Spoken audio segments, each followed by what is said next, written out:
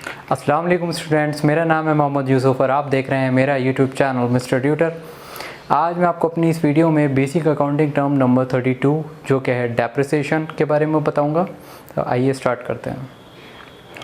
Students, depreciation को हिंदी में घिसावट कहते हैं और ये घिसावट हमारी फिक्स एसेट्स पर आने वाली घिसावट को कहा जाता है।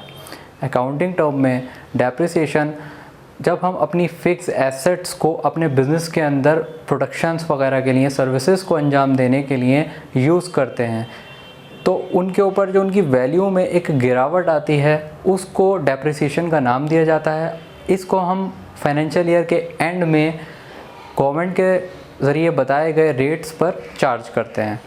तो गवर्नमेंट ने कुछ इनकम टैक्स के हिसाब से, कुछ कंपनीज एक्ट के हिसाब से हमें रेट्स प्रोवाइड किए हैं, अकॉर्डिंगली हम उसको चार्ज करते हैं।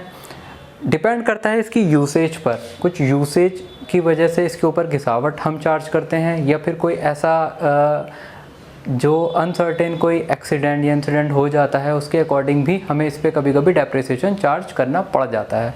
इससे होता क्या है कि जो हमारी एक्चुअल जो वर्थ है हमारी एसेट्स की, फॉर एग्जांपल कंप्यूटर हमने 50,000 का ख़रीदा तो ईयर एंड में, फाइनेंशियल ईयर के एंड में 31 मार्च को हम इनकम टैक्स के act, for example income tax ने कंप्यूटर के लिए डेप्रिसिएशन रेट 40% तय किया हुआ है।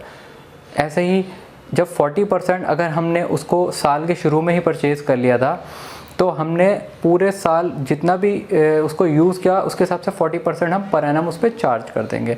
लेकिन इन केस अगर हमने वो कंप्यूटर अक्टूबर के बाद या नवंबर में परचेज़ किया तो यानी कि हमने उसको कब से पुट टू यूज़ किया, अपनी एफए को हमने अक्टूबर से स्टार्ट किया यूसेज के अंदर, तो अक्टूबर से बाद में अगर हमने उससे यूसेज स्टार्ट की है तो उस पर हम आधे साल का डेप्रिसिएशन चार्ज करेंगे, यानी कि हम उसके ऊपर 20% का डेप्रिसिएशन चार्ज करेंगे। तो इस तरह आपको ये बात क्लियर हो गई होगी कि अगर हम 6 महीने से ज़्यादा किसी भी एफए को यूज़ करते हैं तो हम उस पर ईयरली डेप्रिसिएशन चार्ज करते हैं। लेकिन अगर हम किसी भी एफए को as per the income tax 6 महीने से कम या 180 दिन कह सकते हैं आप, 180 दिन से कम यूज़ करते हैं तो उसके ऊपर हम आधे रेट से डेप्रिसिएशन को चार्ज करते हैं। अगर 180 दिन या 6 महीने से ज़्यादा यूजेज रहती है तो हम उसको fully per annum fully rate से चार्ज करते हैं। ऐसे ही मैं आपको थोड़ा सा बताना चाहूँगा कि डेप्रिसिएशन जो है ये इनकम टैक्स के द्वारा कहलाया जाता है। एक बार मैं डेफिनेशन को आपके सामने रखना चाहूँगा। Depreciation is a fall in the value of an asset because of usage और एनी एक्सीडेंट। ठीक उसी तरह आप हम आ जाते हैं अपनी नेक्स्ट अकाउंटिंग टर्म की तरफ जो है कॉस्ट ऑफ गुड्स सोल्ड। जैसा कि इसकी मीनिंग से ही पता चल रहा है, कॉस्ट ऑफ गुड्स सोल्ड का क्या मतलब है। जो भी हम अपनी कंपनी में गुड्स को मैन्युफैक्चर कर रहे हैं तो उसके ऊपर आने वाले जो डायरेक्ट कॉस्ट्स हैं उनको हम डायरेक्ट कॉस्ट ऑफ गुड्स कहते हैं। जैसे कि फॉर एग्ज़ाम्पल हम अपनी कंपनी में बनाते हैं, कॉस्ट्यूम्स बनाते हैं, डॉक्टर का कॉस्ट्यूम है या कोई भी मतलब कोई प्लेयर्स हैं या हम किसी एक्टर का कोई ड्रेस बना रहे हैं तो हम सबसे पहले रॉ जो मटेरियल परचेज़ करते हैं, फैब्रिक परचेज़ करते हैं जो कि बिल्कुल रॉ होता है, उसे कहते हैं हम रॉ मटेरियल। फिर उसके बाद हम उसको जॉब वर्क के लिए भेज देते हैं। मान लीजिए उसको कलर प्रिंटिंग के लिए भेज रहे हैं या कलरिंग के लिए भेज रहे हैं, फिर उसके ऊपर नए नए बटन या कोई फैंसी डिज़ाइंस बनवा रहे हैं, जिप्स लगवा रहे हैं, हुक लगवा रहे हैं। तो ये जो इसके ऊपर मटेरियल, जो रॉ मटेरियल हम लोग कंज्यूम कर रहे हैं, तो ये सारी चीज़ें क्या है, मटेरियल परचेज पे जो खर्चा हो रहा है ये क्या है, कॉस्ट है। उसके ऊपर फिर जो वेजेस हम लोग पे कर रहे हैं वो क्या है, वो डायरेक्टली उसके ऊपर कॉस्ट लग रही है। इसके अलावा जो आने ले जाने का भाड़ा है, जैसे हम जब परचेज़ करके लाए थे तो हमने जो फ्रेट इनवर्ट दिया था रॉ मटेरियल के लिए, फिर हमने उसको अपने प्लेस से किसी दूसरे प्लेस पे जॉब वर्क के लिए जब माल को भेजा उसके ऊपर जो फ्रेट हमने दिया वो भी हमारा क्या है, डायरेक्ट कॉस्ट का हिस्सा है। जो हम उसको वेजेस पे कर रहे हैं, जॉब वर्क पे कर रहे हैं, वो सारा क्या है, डायरेक्टली जो उसके ऊपर इनकर्ड हो रहा है। उसको रॉ मटेरियल को फिनिश गुड्स में कन्वर्ट करने के लिए जो भी कीमत हमें देनी पड़ रही है वो क्या है, वो डायरेक्टली कॉस्ट हमारी उस पर जा रही है। मशीनरी के लिए जैसे हम इलेक्ट्रिसिटी का पेमेंट कर रहे हैं या पानी का पेमेंट कर रहे हैं, पावर एंड फ्यूल, ये सब चीज़ें क्या है, ये डायरेक्टली इसके ऊपर इनकर्ड हो रही हैं। ये क्या है, direct cost. Direct cost indirect cost में यही फ़र्क है कि जब हम अपनी किसी भी मटेरियल को रॉ मटेरियल से फिनिश गुड्स तक ले जाने का जो रास्ता तय करते हैं और उसके ऊपर डायरेक्टली खर्चा करते हैं, वो हमारी सारी डायरेक्ट कॉस्ट कहलाती है। तो डायरेक्ट कॉस्ट निकालने का मैं आपको फॉर्मूला भी साथ के साथ बता देता हूँ। सबसे पहले कॉस्ट ऑफ गुड्स सोल्ड निकालने के लिए हम यहाँ पे लिखते हैं ओपनिंग स्टॉक। हमारा ओपनिंग स्टॉक क्या है, जो शुरुआत में हमारा स्टॉक था, प्लस हम इसके अंदर लेते हैं जो हमने करंट में परचेजेस किए हैं, परचेज ऑफ मटेरियल में जो जो चीज़ें आ रही हैं हमारी परचेजेस। फिर उसके बाद हमने जो भी डायरेक्टली इसके ऊपर कॉस्ट की है, डायरेक्ट एक्सपेंसेस जो हैं, डायरेक्ट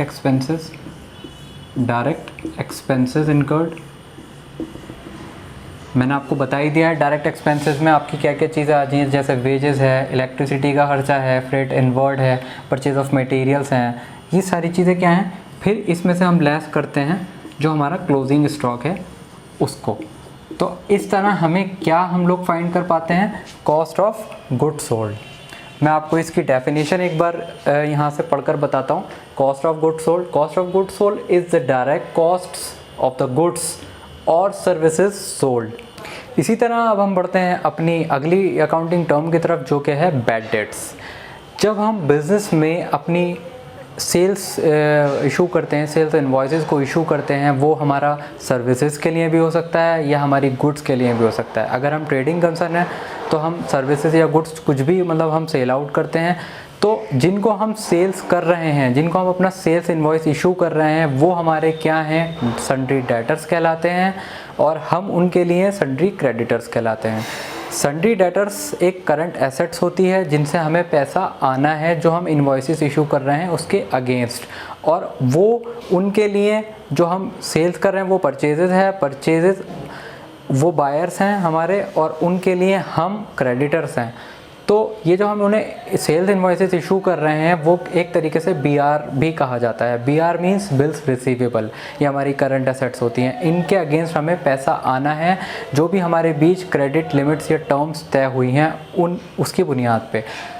इन दैट केस अगर वो जिसको हमने इशू करे हैं सेल इनवॉइसेस वो दिवालिया हो जाती है या उसको कोई लॉस हो जाता है, तो ये हमारा पैसा किसी भी सिचुएशन में अगर मर जाता है, हमें पैसा नहीं मिलना, हमें ये कंफर्म हो गया है, तो वो पैसा अगर मर गया तो वो हमारे लिए बैड डेट्स कहलाएंगे कि हमारे डेटर्स जो हैं वो बैड डेट्स में कन्वर्ट हो गए हैं।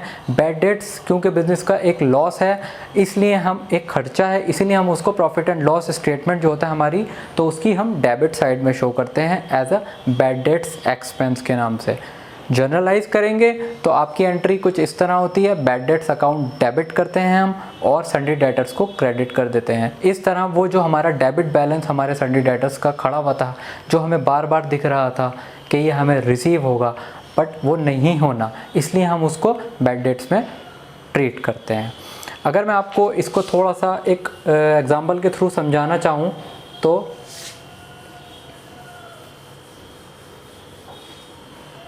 कुछ इस तरह है। फ़र्ज़ कीजिए कि हमने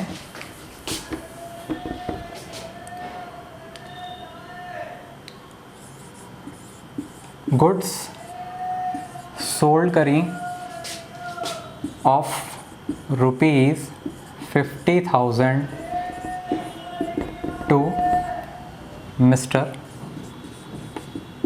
राम। हमने गुड्स को सेल किया 50,000 रुपये का मिस्टर राम को। मान लीजिए हमने इनको इशू करा था सेल्स इनवॉइस 2019 को। राम अकाउंट डेबिटेड कितने अमाउंट से, 50,000,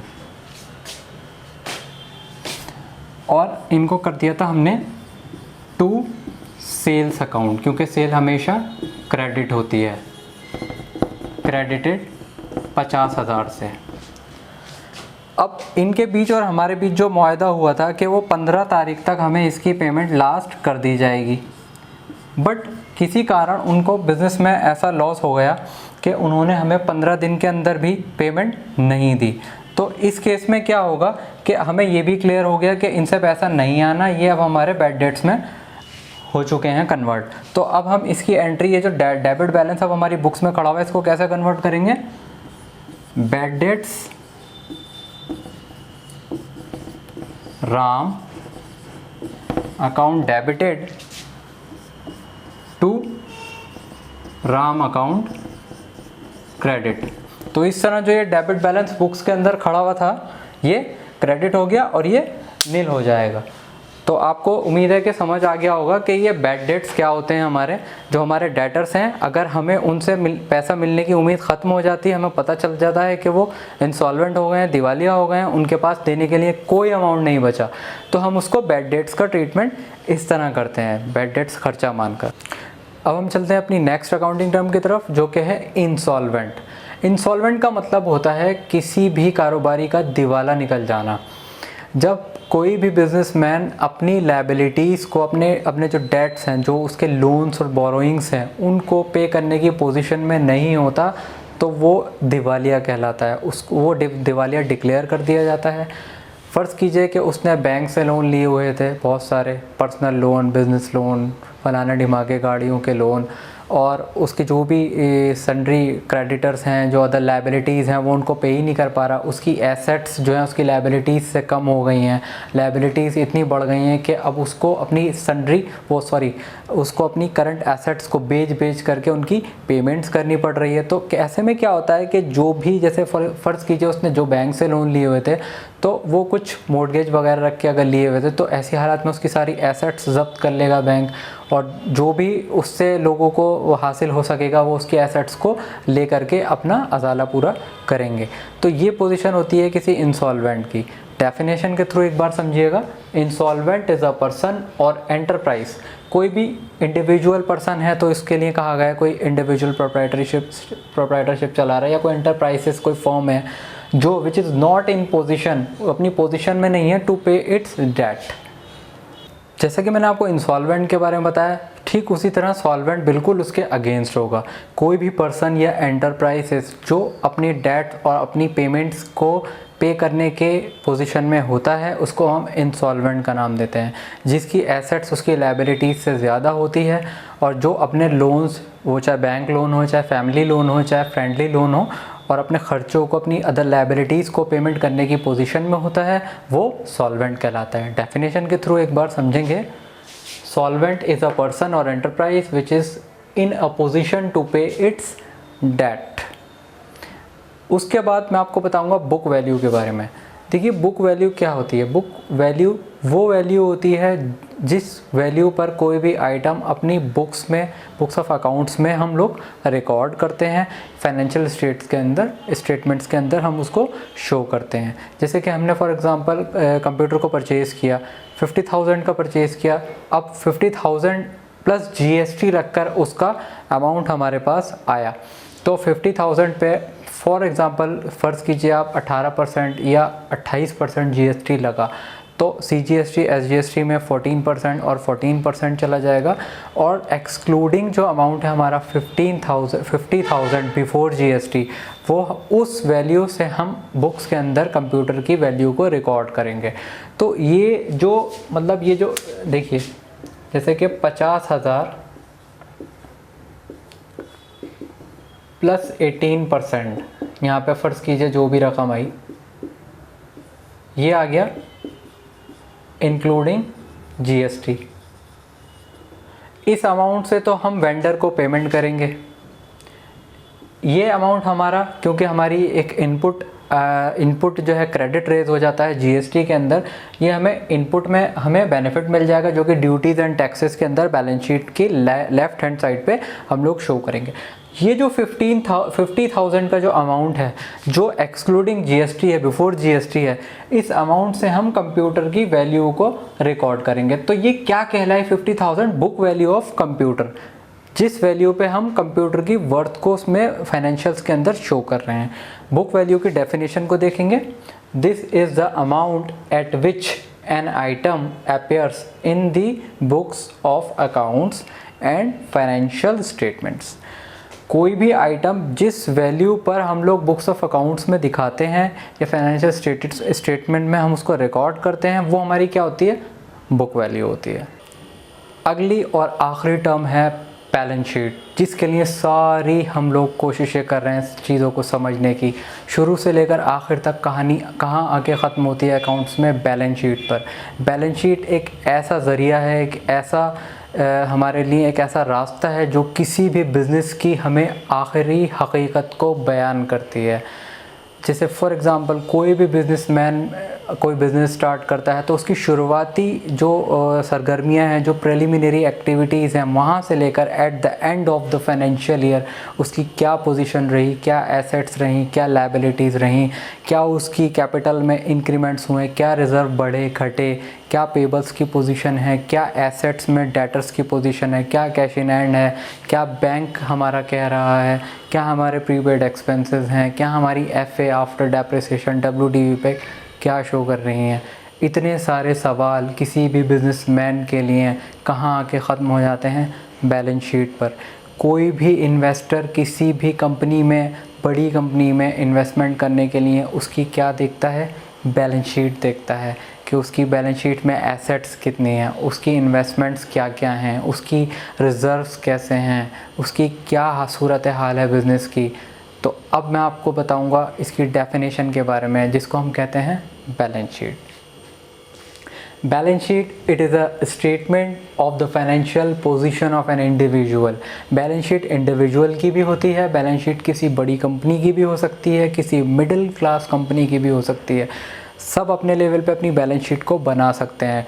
इन केस प्रोप्राइटरशिप हम इंडिविजुअल का भी नाम देते हैं। पार्टनरशिप के लेवल पे वो फर्म भी बन जाती है, या प्राइवेट लिमिटेड या लिमिटेड बड़ी कंपनीज होती हैं, उसको हम इसमें शामिल करेंगे। As at a given date, given date means अब आप balance sheet financial year end पे बना रहे हैं तो 31 मार्च में होगी उसकी position which shows its assets, liabilities, capital, reserves and other account balances eight their respective book values. Book values के बारे में मैंने आपको अभी बिल्कुल इससे पहले बताया था कि बुक वैल्यू क्या होती है, कि किसी भी एंट्री को जब हम रिकॉर्ड करते हैं उसकी जो रिकॉर्डेड जो अमाउंट है वही बुक वैल्यू कहलाता है, जिस पे हम उस आइटम को शो कर रहे हैं। तो ये सारी चीज़ें क्या हैं, हमें बैलेंस शीट दिखा रही है। एसेट्स आपको सब कुछ बताया हुआ है मेरी पिछली वीडियोस में, आप जाके देख सकते हैं। लायबिलिटीज़ क्या होती हैं, हमारी देनदारियां होती हैं। एसेट्स हमारी सारी संपत्तियों को कहते हैं। कैपिटल जो पूंजी लगाई जा रही है कंपनी के अंदर बिजनेस को रन करने के लिए। रिज़र्व्स हैं हमारे जो प्रॉफिट के हिस्से होते हैं, जिनको हम रिज़र्व्स के तौर पर रिज़र्व करते हैं। एंड अदर अकाउंट, जो भी अकाउंट के बैलेंसेस हैं वो हमारे बैलेंस शीट में शो होते हैं। तो इससे ये आपको समझ आ गया होगा कि अकाउंट्स की जो एक सूरत हाल एंडिंग है कि हमारी पोजीशन क्या है, वही बैलेंस शीट हमें सब कुछ बताती है।